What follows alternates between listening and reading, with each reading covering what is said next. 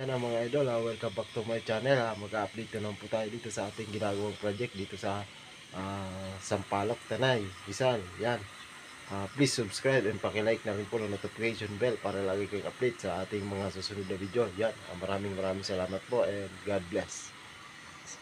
Mga idol, welcome back to my channel. Mag-update po tayo dito sa ating gagawing kitchen dito sa Sampaloc, Rizal.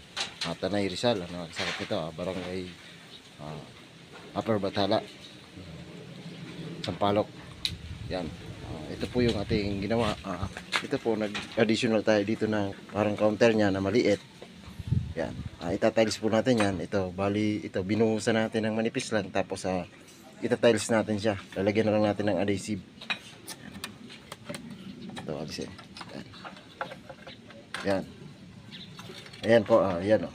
Ididikit natin siya dyan para kumapit yung tiles. Para pag nilapat natin itong tiles, pantay lang siya dyan sa tubular. Yan. Sabay bago natin napipinturahan. Tapos dito naman, ito naman yung binuhusan natin yung kitchen. Tapos nabuhusan na rin natin yung ilalim. Yan, lalagyan na rin natin ng buhos. And then itong ibabaw niya, itatiles natin ngayon.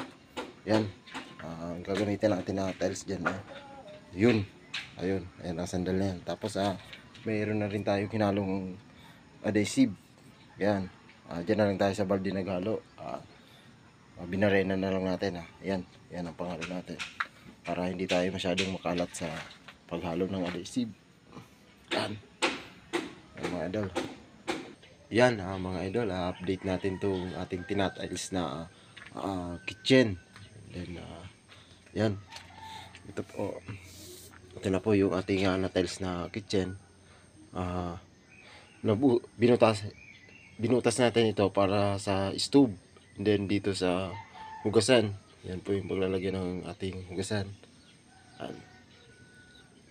Nilagyan natin ng tape para hindi malaglag itong ano na to. Yung ating nilagay na sanipa. Yan.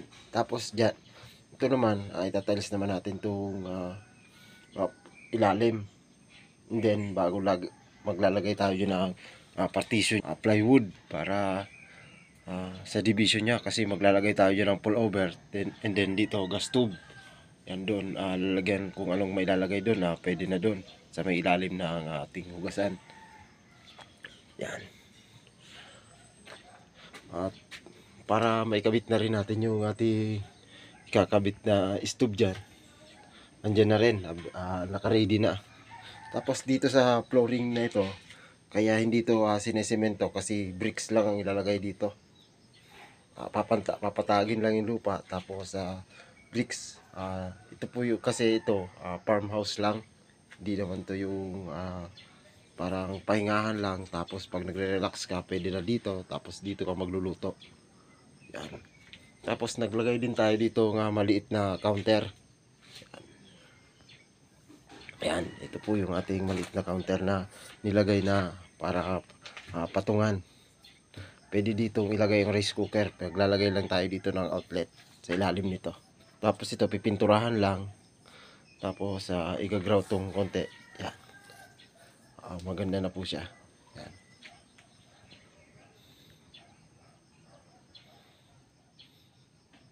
Ayan, mga idol, hanggang dito na lang ating video. Sana po ay meron kayong matutunan sa ating mga ina-update na video. Yan, maraming salamat po and God bless.